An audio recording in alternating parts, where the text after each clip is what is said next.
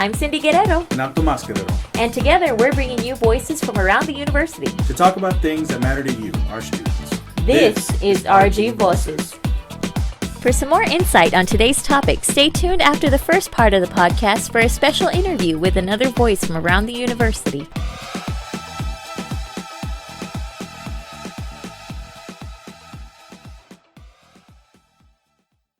Hey guys, welcome back to another episode. Today we're going to be talking about something that's kind of always on our mind, even if we don't always bring it up. But we want to talk about, what do we think good writing is? Right. So I think the first important thing to do when you're trying to figure out what good writing actually is and what it looks like is breaking through some barriers of misconceptions we have about good writing. So I think the big one about what good writing is, the big misconception, is that it always comes out perfectly the first time around in the first draft. And if you can't write a perfect first draft, then you're not a good writer. Right. And that is a big misconception because there's actually a great article called Shitty First Drafts by Anne Lamott in our Writing About Writing book. And she talks about how she has that kind of anxiety too, even though she's an experienced writer. But she feels like we do that because we tend to compare ourselves to everybody else's final draft when we're barely starting out. But we didn't see the shitty first drafts that all those professional people went through to get to that place. So it's kind of weird that we compare ourselves to final drafts when we're barely starting out. So we have to realize that if you can't produce a perfect draft the first time around, then you're not alone. Yeah. Because good writing, or we should say maybe effective writing is a better choice of words, takes time. And it takes a lot of process of revision and rewriting and tossing your paper out in frustration and starting all over again. Breaking it a happens. computer. Oh yeah. Yelling at inanimate Screaming objects. at a dog. Don't do that. That's so sad. So a lot of the things that we think good writing is, they're what we like to call thresholds. They're these limitations that we put on ourselves. For example, we just mentioned the idea that good writing is immediately produced. And the sad thing is, a lot of the writing you've been producing, since you were young until right before this class, it's been a very one and done type of deal.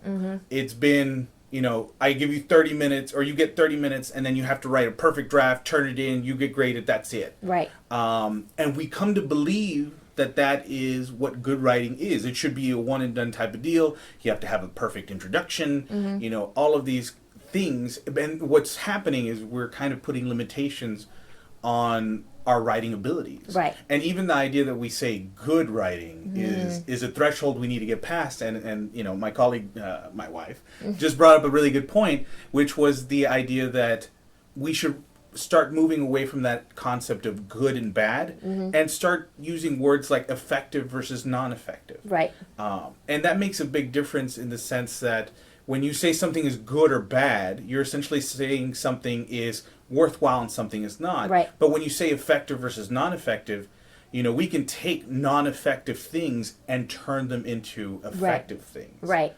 And that's the drafting process in it of itself. Right. You create a shitty first draft in order to have some non-effective stuff to turn into effective stuff. Right. And that ties into another misconception that I think exists in a lot of people's minds, which is that there is only one good way to write anything. And so there is this high level of good writing that you must attain to be considered a good, worthwhile writer. Right. But the difficult thing about saying that there's only one good way to write is that writing situation won't apply to every single place or for every single person. I might not like the Twilight books, and I'm sorry, please don't hate me, but I can't say that they are bad writing just because I don't like them. Right. They do accomplish something for other people who enjoy them, which is they entertain that person. Maybe they like the romance or whatever it may be. I'm not judging, but I can't say that is bad writing just because I don't like it. Right. And so it's very hard for us to say that you have to write this way in order to be a good writer, because that's just my way of thinking Right. of what good writing is. And that's a big part about writing is it's very subjective. You know, it really depends on who you're writing for and what you're writing for. Right. For example, I might not like Stephanie Meyer's writing either for Twilight, but as a rhetorician, as somebody who studies the way people write and studies the effect that they have, she nailed it. Right. She did a great job. She sold tons of books, is very successful, and all because she understood her audience and understood what they wanted and produced a writing that reached out to them. Right. And in other words, Stephanie Meyer's was effective. Right. She's not necessarily good or bad. Again, those are subjective words. Right. But we can definitely measure effectiveness. Right, right. And she was effective. Right. So I think there's 3 major concepts that lead into effective writing, or effective creation of anything, but we'll talk about how that ties into projects later. But effective writing always has purpose, audience, and form in mind. And so I'll tell you about purpose, then I'll kick it over to my husband for audience, and then we'll go back together. We'll talk at the same time for form, just to be fair. But, Yeah, of course. Yeah, right? Hold on, let's sync up real quick. No. No. So purpose is the meaning behind your work. Like, why are you writing this thing? Like, what is it trying to accomplish? What do you want to get out of it for people? And why should it exist? Why does it exist at all? What are you doing? And then audience is, take it away. Right. So once you know what your goal is, what your purpose is, you also have to think about, well, who is this for? Is it just for my professor? Am I just appealing to them? Or am I trying to sell a product to a very specific niche audience? That is when you have to think about, what is this for? Right. Or what is this for and who is it for? Right. Because you can't be saying the same things to all people. It's very difficult to create something, no matter what it is, whether it's writing or an advertisement or whatever form it might be. We'll get into that a little bit. And not think about, well, who is it for? Right. So. And so that leads into form, because those 2 choices about purpose and audience, they help you try to make those decisions about, how is this thing going to look? Is it going to be an essay that kind of emulates what an academic paper looks like, because your audience is a professor? Is it going to be for younger people, so it might look more like an informal article or a Facebook post or a Twitter post or an advertisement or a video? What shape is this thing going to take? Right. So that the people that I'm talking to get what I'm trying to say. Right. And so all those 3 different elements tie into one another and lead into one another, kind of like a gigantic circle of effectiveness. Right? Yeah. That's a good metaphor. And just to keep in mind, your professors may add on things like, don't freak out about these words, but like ethos, pathos, logos, kairos. All of these things kind of shape together to create effectiveness. And if you're the type of student who's sitting there listening to this and going like, yeah, I don't get any of this. When you think about purpose, audience, and form, and you think about effectiveness, just try to think about anything you produce. We mentioned Facebook posts. We mentioned, Twitter posts. All of these things have a purpose. They have an audience, and they're taking a form. You do work within these aspects daily.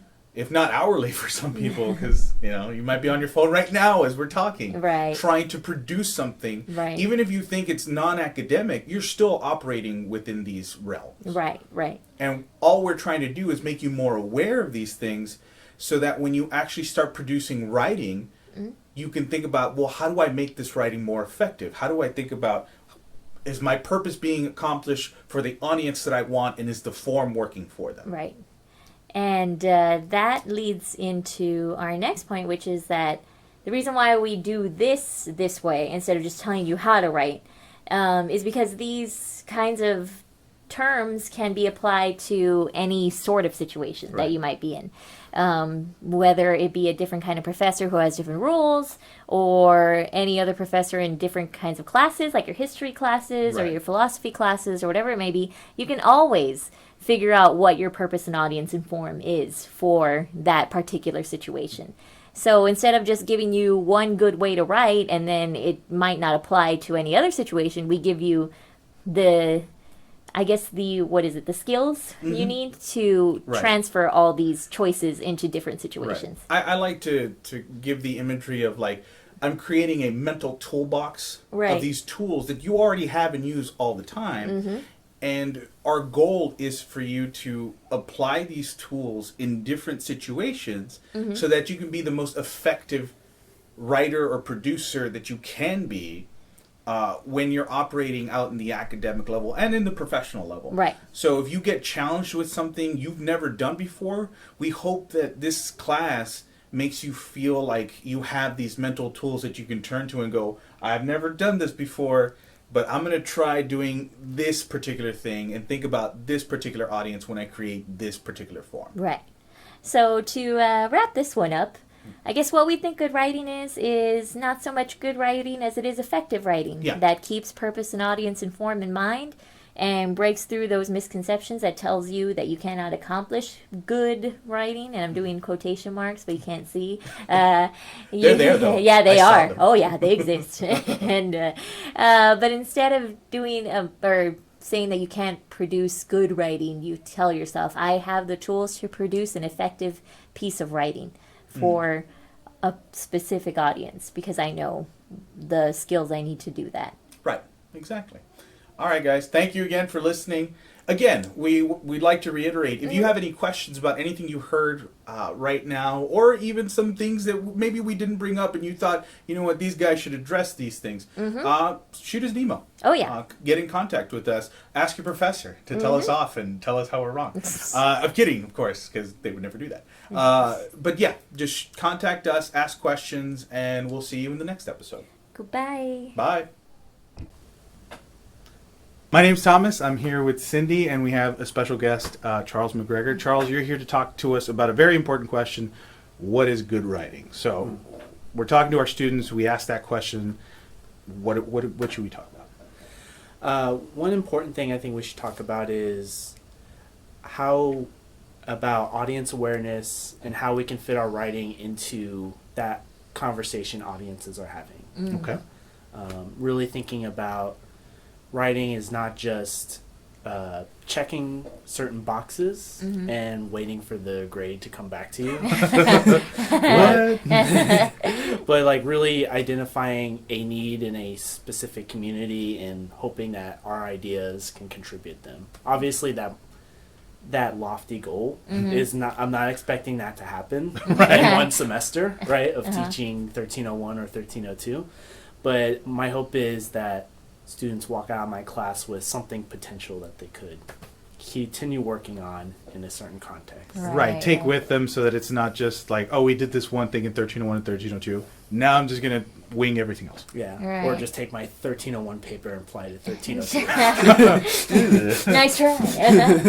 And it's a tough thing to get them to really understand because I think what they've been used to is good writing looks like this, I need to copy this. And I try to get them away from that by saying I'm not setting one big lofty goal or like some sort of be all end all to it. Like this is where you got to be by the end and all of you have to be the same. And I tell them like if I were to do that, I would just get 25 copies of me and I don't want me over and over again. But I try to set individualistic goals for you to accomplish this good effective writing and the way that you are comfortable with doing that. Do you feel that that's something similar that you might want to accomplish? Yeah. And I think a lot of students' mindsets about that comes from really rigid rubrics that they're used to. Absolutely. Standardized testing where you check boxes and that's what you have to do. Right, that's what it's been. Yeah, are you ever hesitant to give them examples? Because I know my students ask me like for essay examples from the past. I'm like, oh, like do you do that? I have to pick and choose. Yeah. Otherwise, they're gonna just like model it based on that.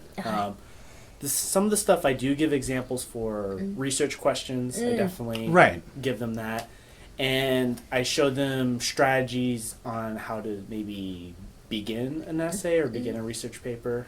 I do show them examples of that. Even that I'm a little hesitant about. But something really short like that, where they can't just model Right. like an entire piece. Absolutely. I usually give them examples about, Yeah. but not usually bigger pieces. Right. And I think that's an overarching thing about a lot of our conversations lately that we've had is we're not trying to tell students this is the one or two ways you pick which one works best. Like when we talked to Nicole Nicholson, which is another interview we had, she talked about these reading strategies and how they might not all apply to you. They, in fact, it might be a mix or grab bag of them. So when we talk about these things in class, like you do, I know I tell students, like, if this doesn't work for you, don't try to force it, because that's the worst thing you can do, and that's where the writer's block comes from, and that's where we get those rigid rules and rubrics that we were talking about just a bit ago.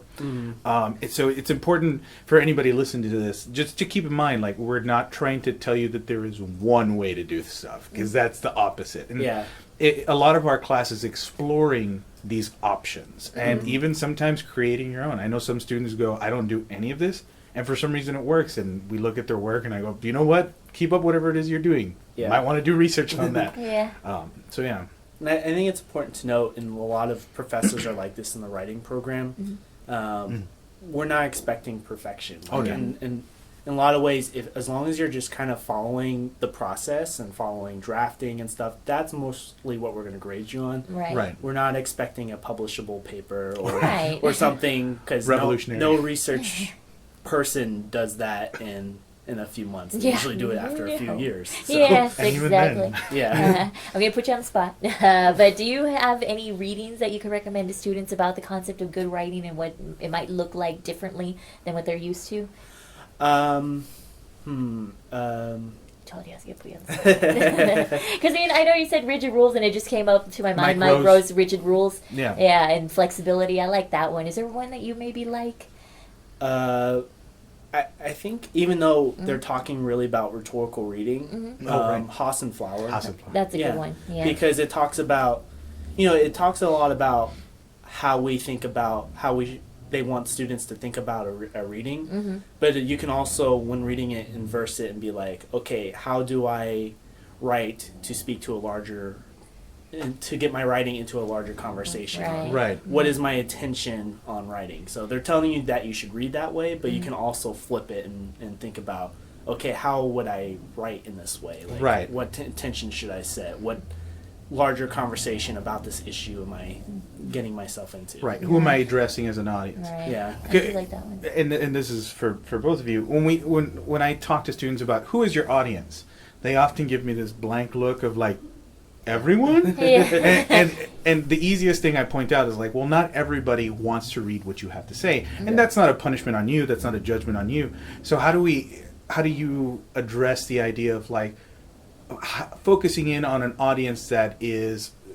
I guess, more realistic than just saying everybody? Right. Like, so is there anything in particular? I think that's we're touching on this later. I think that's a lot where my social media work comes in. Oh, right. I know in my 1302 we talk about, have a lot of discussions about how do you post on Facebook versus Twitter, and what influences those decisions, right? Facebook audience is probably people you're going to see day to day in day-to-day life, and that's going to affect a lot about what you post and maybe the tools you use to post, like the limit, like who sees what. Whereas Twitter, I guess more and more we see more people, but people's expectations are for you to be a little more Wild West about your about your content, and your audience in general is probably going to be more anonymous than people on Facebook. So I apologize for not being able to remember this, but if I do recall the source, I know there's an article in our book, the Writing About Writing book, that does discuss how people present themselves, or maybe it's on writingspaces.org, how they present themselves on Facebook versus on Twitter. And they do this study, and students like to focus in on the studies like, oh, people behave like this versus like this. But what they really should be getting out of it is the concept of we present ourselves differently in different situations depending on who we're talking to.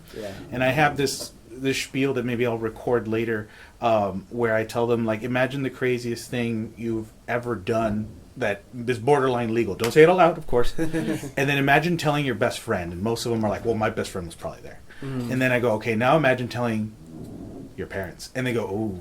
And like those moments of like realization of like, that would be a very different story. And I give them an example, 2 different stories. And they start to kind of interpret that idea as like, yeah, you know, the story could be for everyone, but it depends on who we're talking about. Mm-hmm. Yeah. And going back to that the article, there's an article that it might be the same article actually. Right. It's by Elizabeth Buck, and it's on, I forget the name of it. I think it's called like Twitter or something. Oh my! But you can find it on kairos.technorhetoric.net. Nice. Right. Yeah. Okay. Yeah. So one of the things we're definitely going to provide for those of you who are listening real time, we hope to have those sources available. Like if you're interested in reading anything that we talked about, or you're curious as to whether we got it completely wrong, here are our sources. So we'll definitely have a link to that for sure. Cool. Yeah. So you briefly touched on this, but one of the other things you wanted to talk to us about is these concepts of social media, and you use them a lot in your class. Could you tell us about that and how that works? Yeah, so I use them as a way, kind of going back to our audience discussion, as a framework to show students how what they're doing on social media, how they read and how they write, it matters, and they're doing a lot of really sophisticated things, despite what, you know, a lot of maybe grammar school teachers told you about about what you're doing on social media, and that a lot of those things and how you think about audience and how you think about considering why someone's posting something, those are the skills that we want you to do and how we want you to engage with texts in our class, and how we want you to think through writing for an audience and things like that. And there seems to be that misconception that it's got to be separate, right? Like this is your social media life, this is your school life, and nary the two shall meet. Yeah, it's really fun to test them on, like, you know, how do you interpret this text, and they go, what does that mean? Yeah. And then I go, okay, so let me show you a Facebook post, and it's this post that's kind of trying to be ambiguous, and I go, okay, who's the audience for this? Well, it's clearly her boyfriend.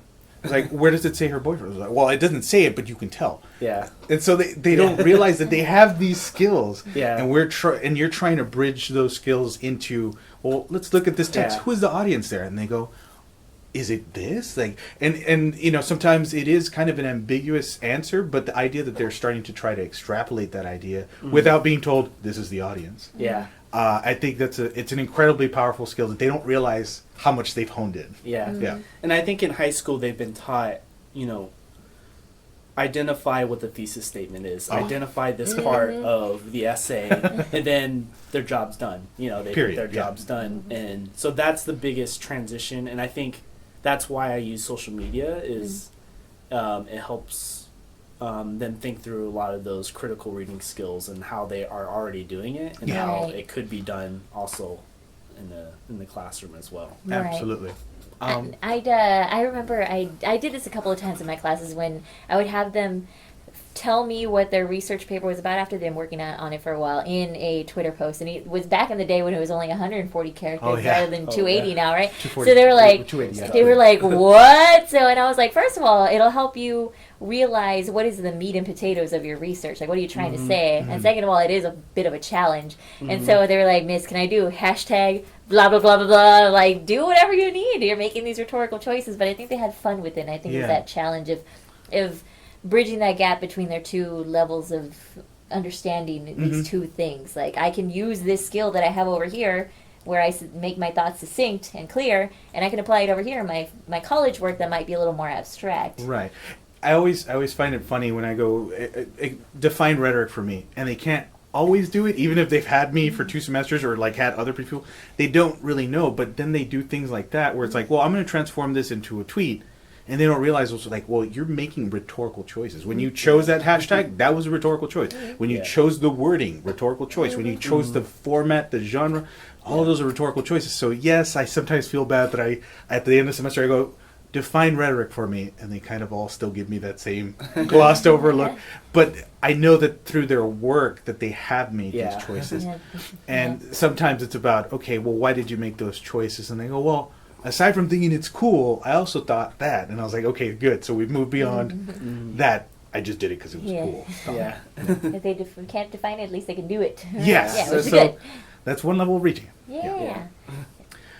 So is there any type of particular assignments that you do in class with social media? Like you've already explained some. Is there some other ones that, maybe students who have not taken a class that involves social media, if I were to walk into your class, what's one assignment that I think would surprise me that like, oh, I didn't know we could use it this way? So a lot of us in 1302 have to do well, we don't have to. It's good practice to do Right. a map assignment. We Right. ask our Right. students to do a map assignment about and map out like certain discourse communities Right. and things like that. How I handled that assignment is I asked my students to identify a blog, but like a specific or run a blog. I'm sorry. Right. And they identify a specific type of blog that they want to run for a couple weeks. So some of my students are doing like traveling blogs, or they're running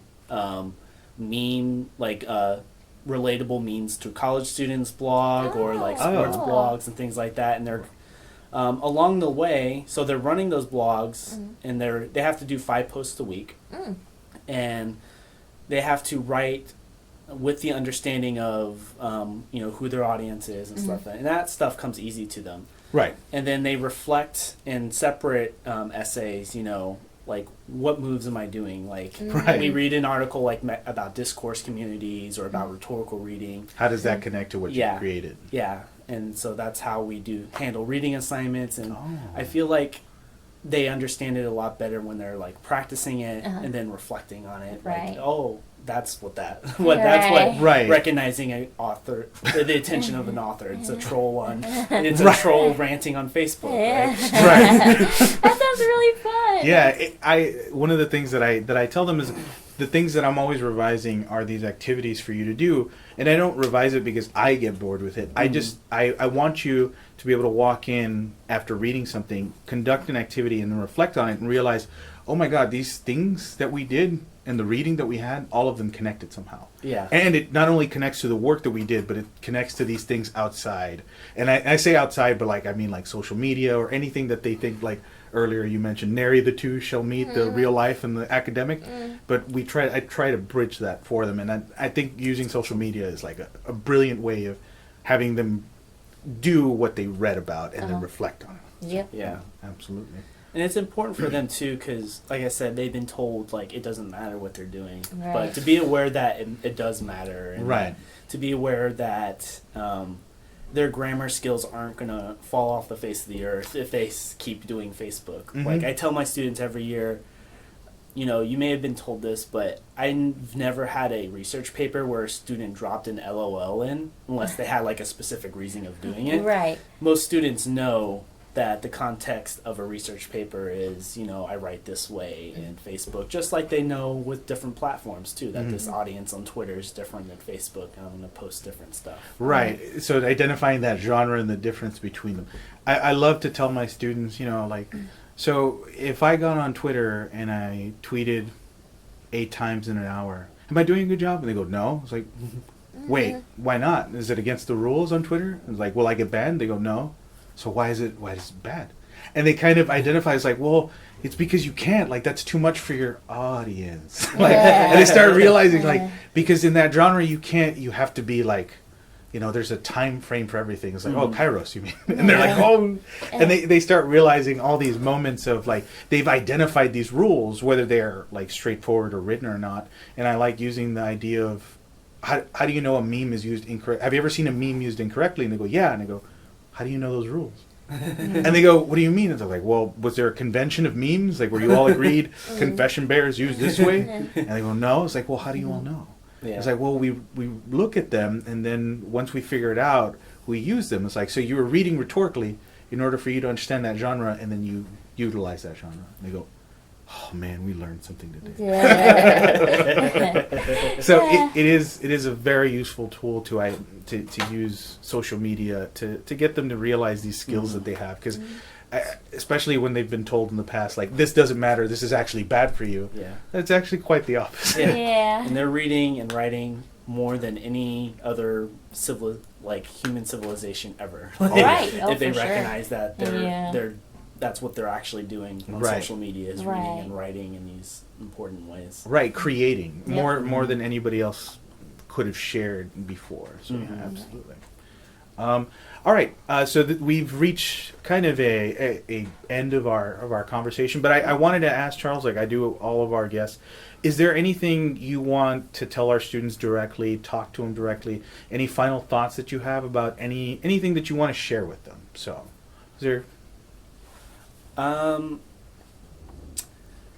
I guess, I mean, what I would share is, like, going into 1301, 1302 is, be confident with the professors that are here, Mhm. because we're, the large majority of writing program professors are going to do a lot of the things we talked about in this podcast. Mm-hmm. Right. They're not going to expect perfect writing. Mm-hmm. They're not going to beat you down if you don't follow a rubric. We're more interested in kind of the effort you put forward. Mm-hmm. We're not going to hammer you on grammar, but we're going to help you, go through the process of what we think are important steps to creating a quality piece of writing. Right. Absolutely. Yeah. We don't expect a finished end product. We expect you just to go through the process and try your best while Exactly. going through that process. Absolutely. Identifying what is your own process, too. Yeah. So. No grammar hammer. No grammar hammer. Ooh, Love maybe- it. Love it. Are we It's a new thinking of thing. It's our titles? thing now. Nobody can take it. All right, so Yeah. it's between the three of us. Thank you, Charles. Thank you so much, Charles. Thank you No problem. for It was being fun. here and Yay. joining us. All right.